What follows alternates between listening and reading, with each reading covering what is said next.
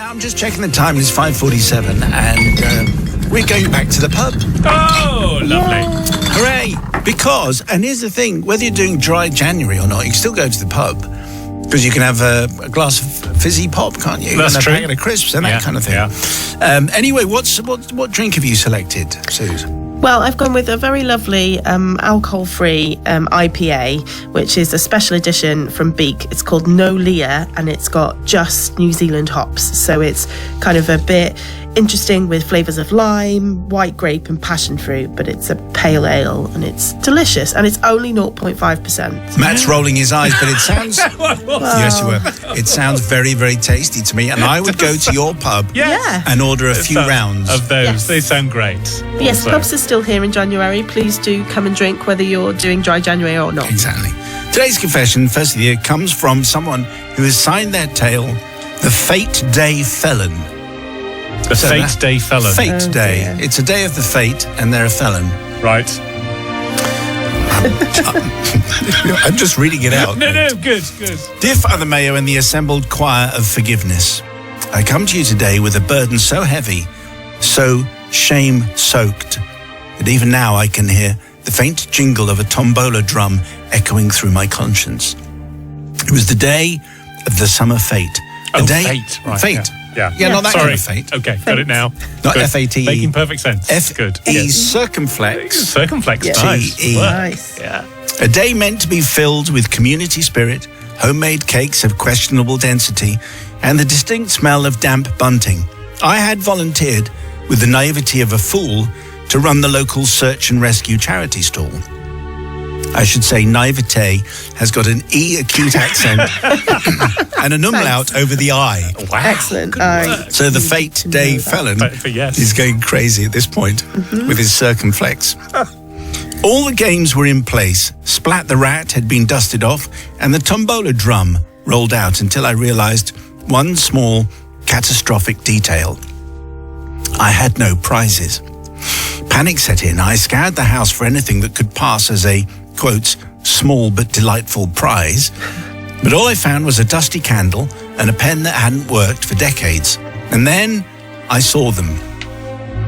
My daughter's toys.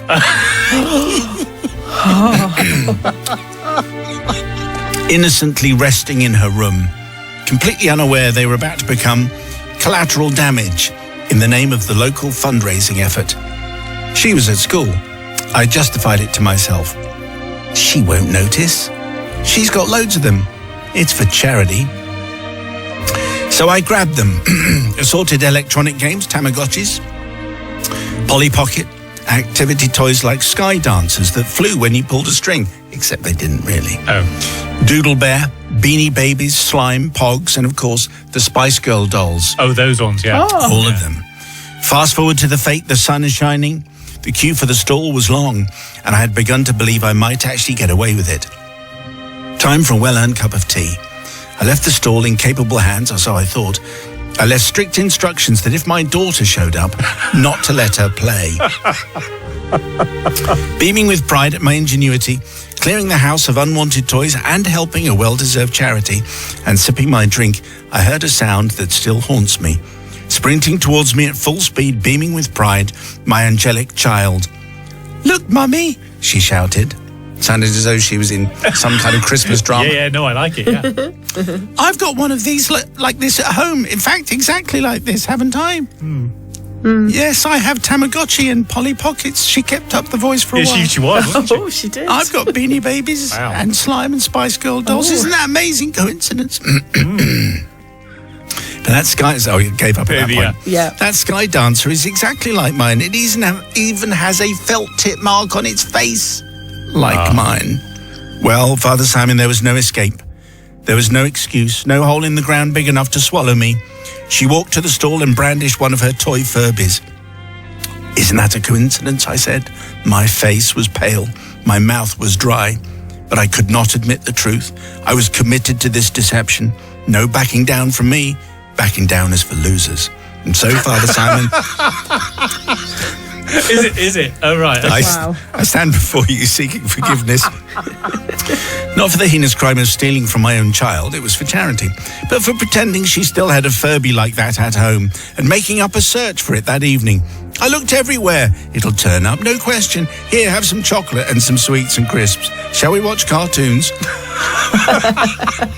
That's classic parenting, Yeah, don't you think? well done. Yours in shame, the fate, day felon, fate, with a hyphen in between fate and day, and an umlaut over the E. Yes. Sister Susie, what do you say to Mr. Felon? Yes, well, I kind of was with them for quite a while of that because, you know, I'm a mum. There's toys everywhere. Surely they're not going to remember a couple of them. But for me, it was the Spice Girls dolls. How? You can't give up Spice Girls dolls. Did you have them?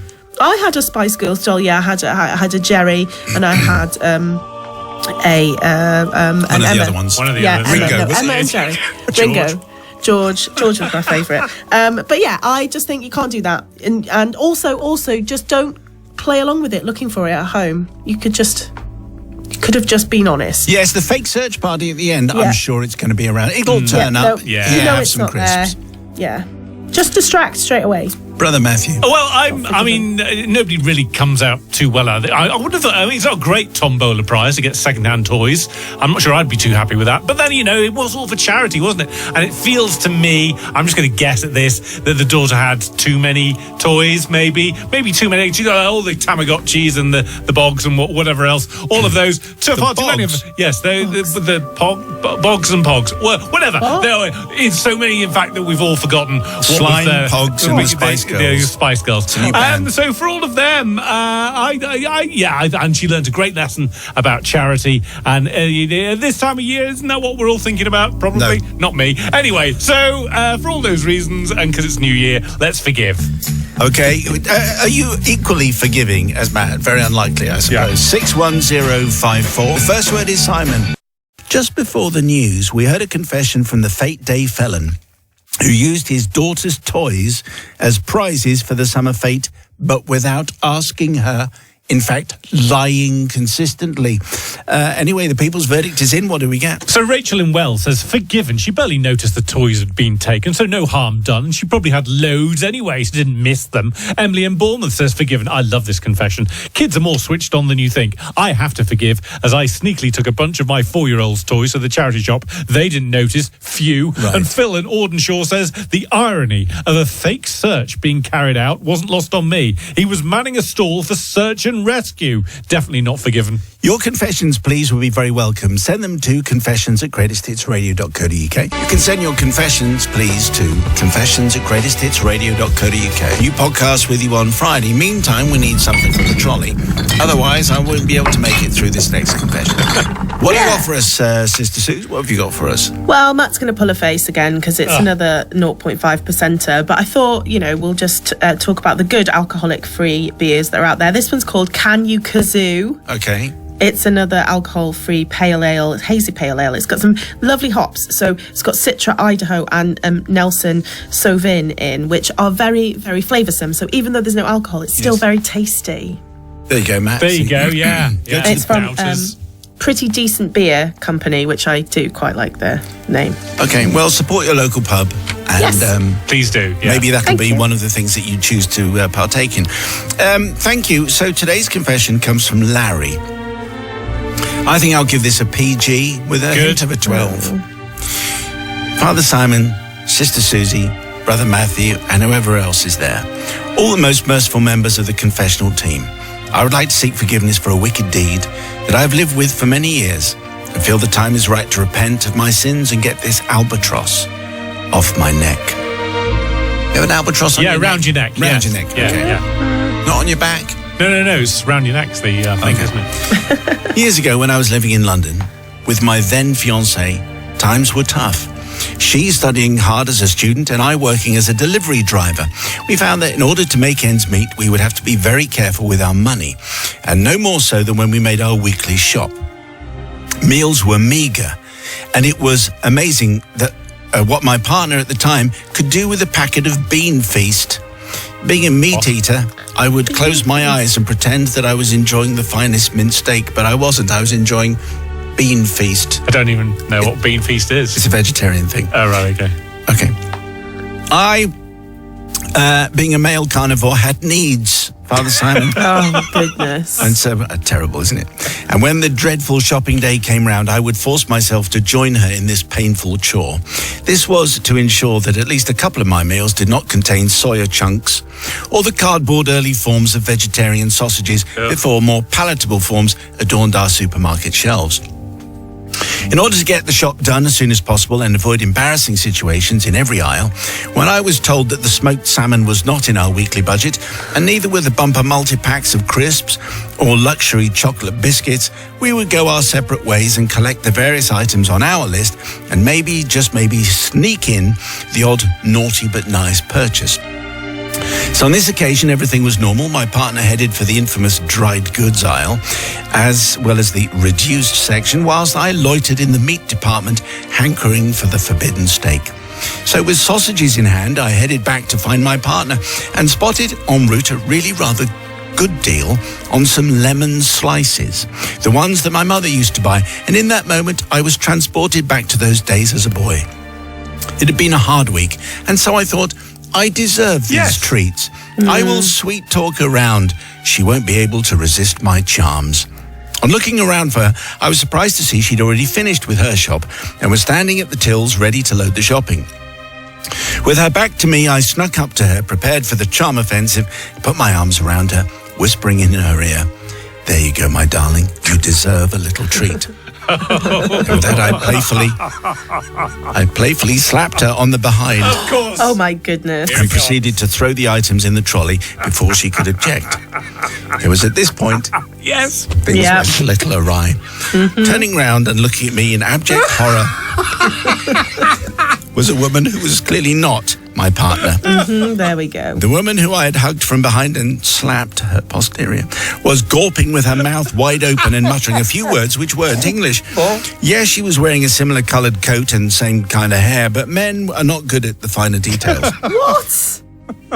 Obviously embarrassed, not saying a word, I turned on my heel, and to my horror, my partner was standing a few feet away, Yeah, of course she was. watching this disaster unfold. Yeah. As her fiancé was, shall we say, getting to grips with another woman.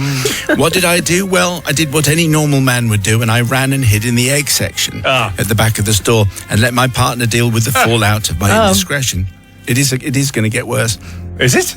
It turns out that the woman was German, and to the chagrin of my partner, who was about 20 years older than her,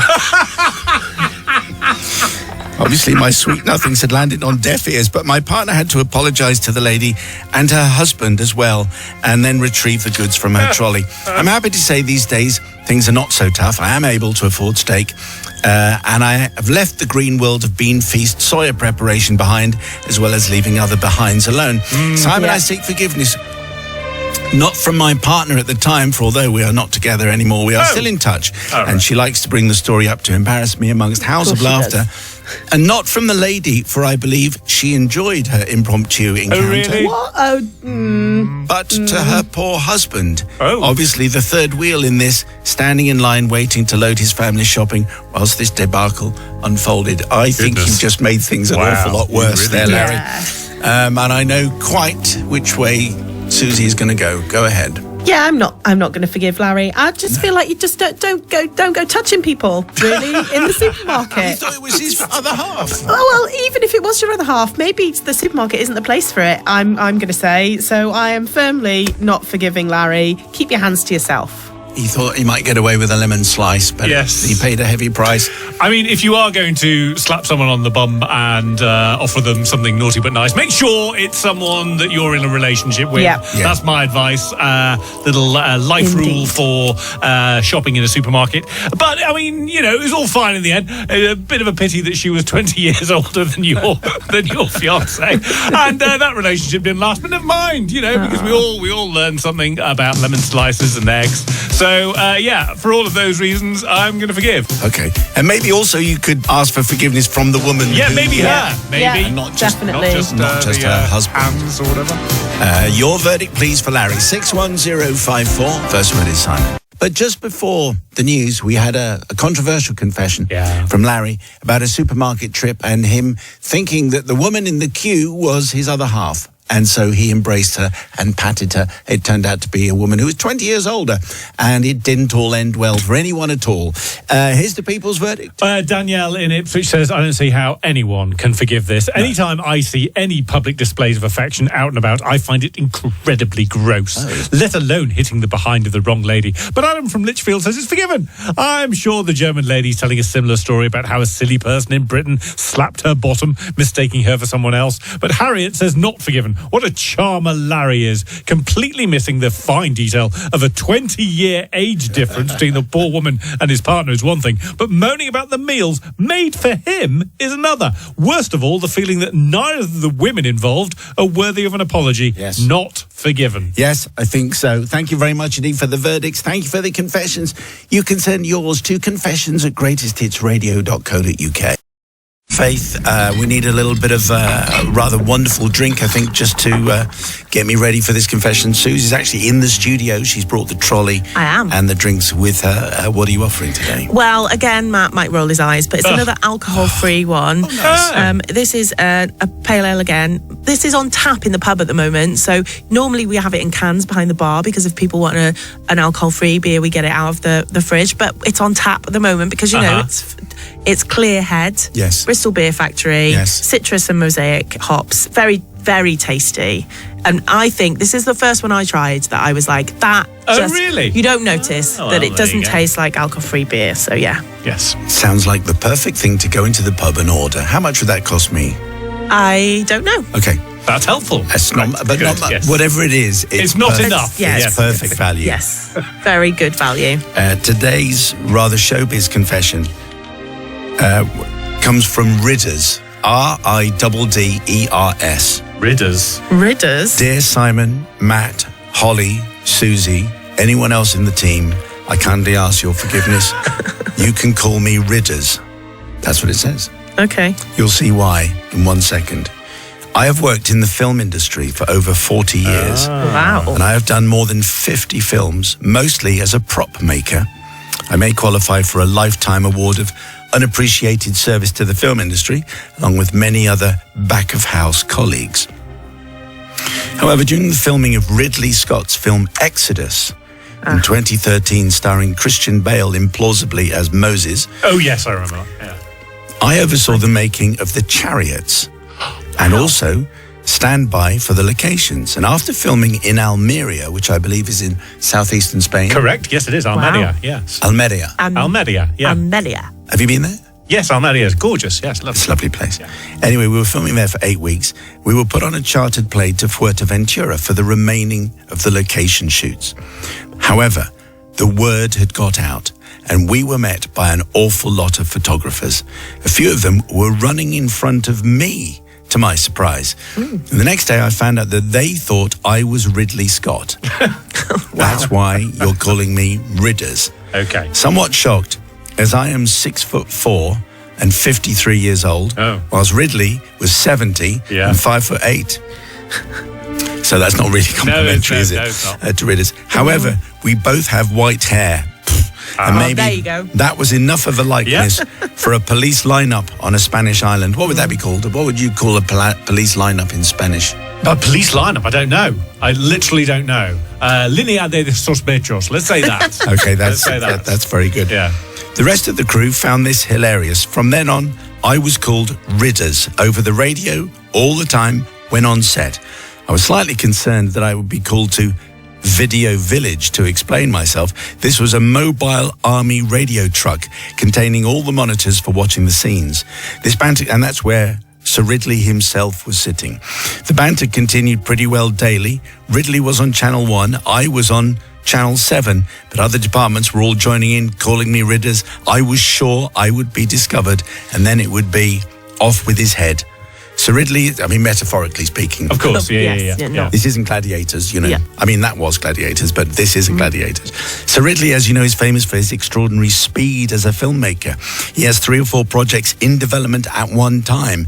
If I put this amazing machine out of its stride, there would be consequences. A few days later, I was in a local restaurant, and to my surprise, the chef came out of the kitchen, brandishing a chef's hat and requesting my autograph. Well, egged on by several colleagues, I signed it. Best wishes, Ridley Scott. Yeah. At this point, the owner, head waiter, and the chef pressed me for a photograph of us all huddled together. Reluctantly and under pressure from colleagues again, I gave in, concerned with the repercussions. Video Village beckoning even closer now, as one of our colleagues was the daughter of the head of Fox Films. What? So obviously, Daughter of the head of Fox Films. yes, and obviously everyone is going to find out. Yeah. Anyway, Ridders will surely be uncovered. However, the good news is, Father Simon, I never did get called. However, the radio banter continued on and off set. 2 years later, some friends were in the said restaurant, and to their surprise, they saw a picture in pride of place above the bar of me, huddled with 3 locals brandishing a chef's hat signed Ridley Scott. I asked forgiveness not of Sir Ridley for forging his signature, but I asked forgiveness from the chef, the owner, and the head waiter, who to this day think they met the famous director, Sir Ridley Scott, who is a fairly astonishing and extraordinary man. We're just going to lose that there. And a very good. Nice. Yeah. That's the kind of thing that I think Max Richter would have loved. He to would have do loved it. And if he Ridley was- Scott. Yes. So we have these showbiz signature autograph confessions on an occasional basis, but we've never had one from a big-time movie director. So I like this story from Ridders. What do you Yeah. say, Suze? Well, it's quite fun, isn't it? There's a pizza place in Bristol called Renato's, which is next to the Bristol Old Vic, and they often have photographs of people that have been at the Old yes. Vic, Yeah. signed pictures, and I often look at them and be like, was it really them, or was it someone just pretending it? And I think it's quite fun, but how embarrassing to realise that isn't the right signature on the wall. So I do feel for the restaurant owner. But they don't know. They don't know, you see. So so maybe it's fine. But what if Ridley Scott does go there and he's like, hang on a minute, that's not me. And I think that it'll I kick off. can't forgive. Maybe we'll kick off, and I can't forgive. Okay, that seems a little bit harsh, but you know, maybe that's the role of production. There we go. I think, to hold the moral compass. Matt, who's never had any kind of moral No, compass. none at all. I'm definitely going to forgive, because as we've always established with these kind of confessions, you just go along with it, don't you? You just go along with it because nobody's hurt at the end of this. The people in the restaurant are delighted. They've got a picture with not Ridley Scott, and he got a chef's hat or something out of it. Brilliant. Ridley Scott didn't get disturbed, so everyone's happy. And thanks to those of you who've pointed out that Rueda de Reconocimiento is a police lineup in Spanish. So for all those reasons, I'm going to forgive. Actually, like that. Just say that again in Spanish. Rueda de Reconocimiento. No, you're just making it up. I think. am a bit. Okay, so the people's verdict, please. Do you forgive Ridders, yes or no? 61054 on the text. The first word is Simon. Just before the news, however, a confession from Ridders, all about Ridley Scott. He was working on a Ridley Scott movie, the Exodus movie in 2013, but he looks... Although, does he? Anyway, No. He was mistaken for the great British director, and so he happily went along with it and signed autographs, had his photograph taken, and pretended to be Sir Ridley Scott, and no one got rumbled. The people's verdict is in. So Jack in Liverpool says, I forgive Ridders, because if someone's going to mistake you for a famous celebrity, it's hard to say no. You get a load of perks like bigger portions and better quality of service. Is that right? Apparently. Janet says, forgiven, brilliant confession. I once was mistaken for Cilla Black many years ago, and a tourist ended up taking a selfie with me. And Faye in Essex says, not forgiven, only because I once got very drunk on a night out and took a selfie with Ed Sheeran. The next morning I looked at the picture and it was just some random ginger bloke. Looked nothing like him. Oh dear. Very good. Okay, thank you for the verdicts. Thank you for the confessions. If you have one for us, please send it to confessions@greatesthitsradio.co.uk. But first of all, we have some important business to do here. Something warming and heartening maybe from the trolley. What do you have, Suze? Well, I'm keeping my theme of 0%. Yes. And how about a Guinness 0%? Oh, that's very Yeah, good. it is actually very good. It's very, very delicious. A nice alternative for those who don't want the alcoholic version. So, yeah. Go try to your that. pub and support the pub Yeah. and have a 0%er. Yes. Yeah. That sounds very nice. Today's confession comes from...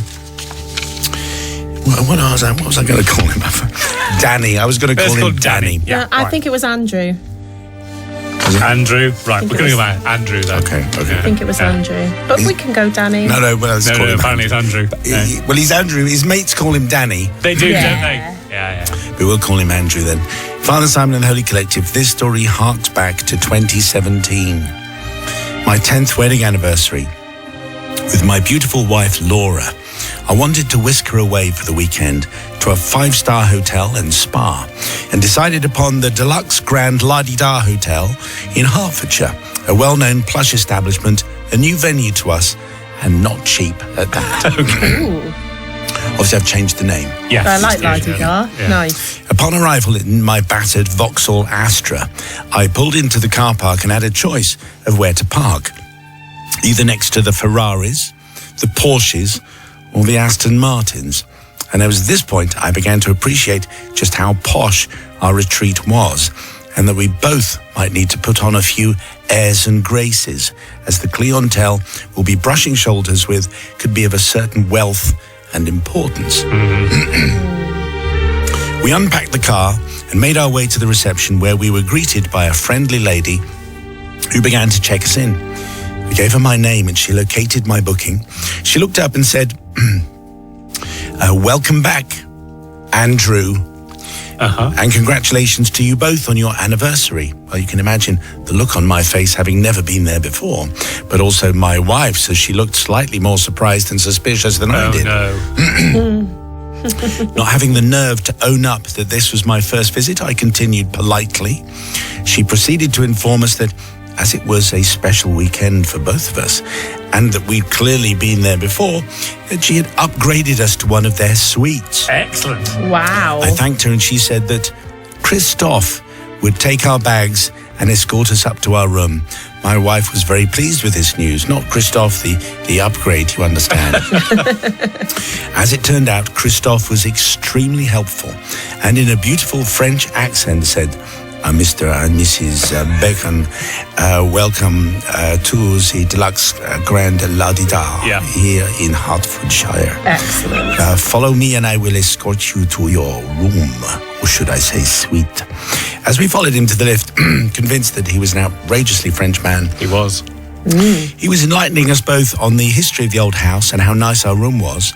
In the corner of the hotel, overlooking open fields and a golf course, one thing he did inform us as we walked down the corridor was that the room came with a rule: no piano playing after 10 p.m.